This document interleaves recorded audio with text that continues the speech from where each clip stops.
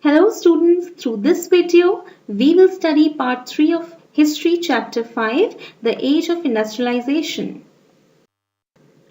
Now topic 3 is industrialization in the colonies. I hope you remember that India was a colony of Britain, and in this video we will be talking majorly about cotton textiles or cotton fabric, not about any other good.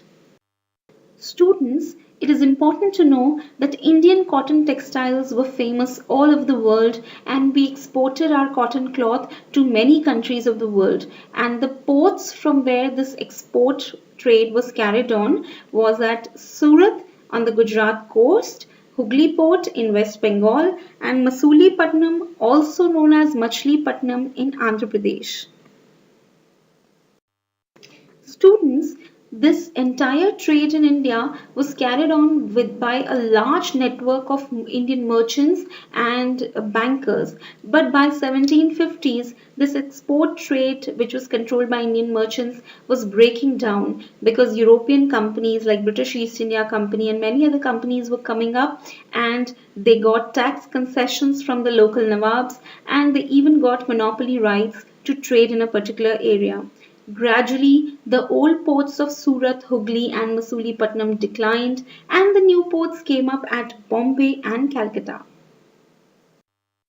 Students, it is important to know that apart from British East India Company, French East India Company, Dutch East India Company, Portuguese East India Company were all trying their luck in India, and they were all trying to secure regular supply of woven cotton cloth from Indian weavers for export to their country, because Indian cotton cloth was famous all over the world.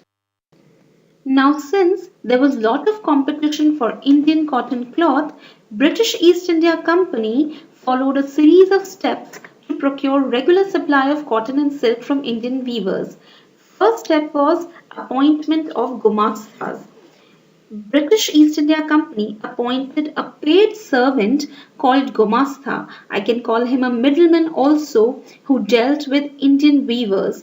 Now, their duty was to collect the supply of woven cloth, examine the quality of cloth, deciding the payment with Indian weavers, everything. So they were like a middleman between European agents and Indian weavers.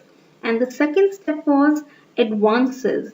The company made advance payment to the weavers to purchase raw material for their production. That means weavers, they got very happy when they got advance payment for purchasing the raw material, and they accepted it. But once they accepted the advance payment, they had to hand over the cloth they produced to the Gomastha only. They could not sell that cloth in the market to anyone else.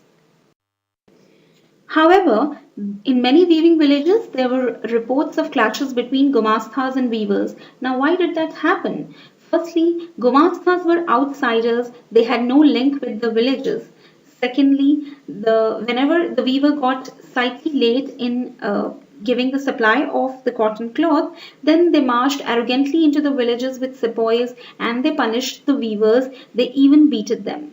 Next, weavers, the final price that was paid to them was very low, and this was not liked by the weavers at all.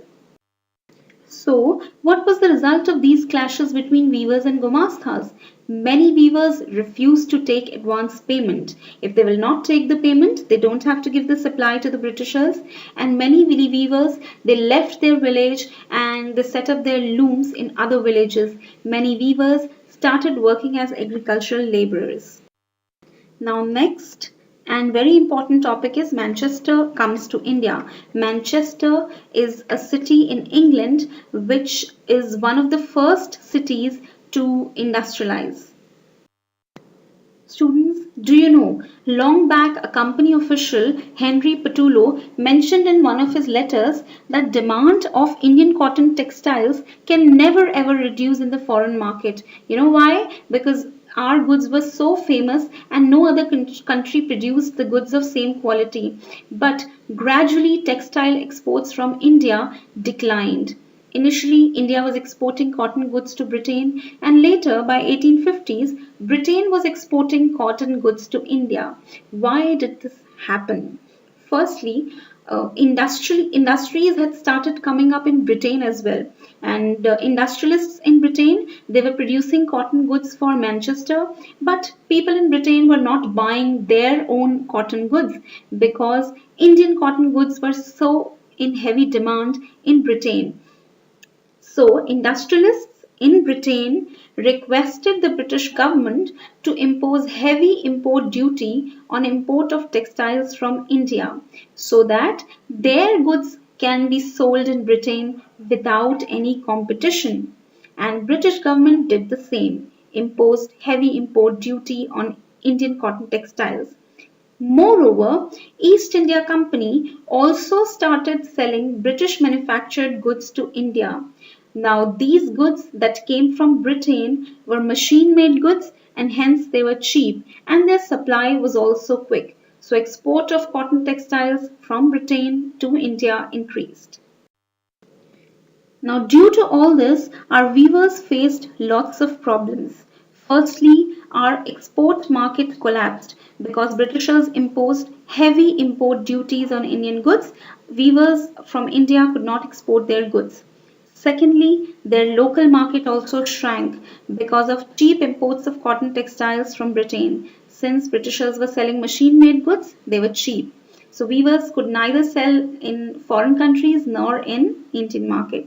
Next, by 1860s, price of raw cotton also shot up. Now, why did this happen? Britishers were buying raw cotton from America for making the yarn, and from that yarn they produced the cloth. So, in after 1860s, there was a civil war in America, due to which raw cotton supply from America to Britain was cut off. Cut off. So now Britishers needed raw cotton for making the yarn through which they could make the cloth. So Britishers turned to India for raw cotton, and as a result raw cotton became in short supply in India and price of raw cotton shot up.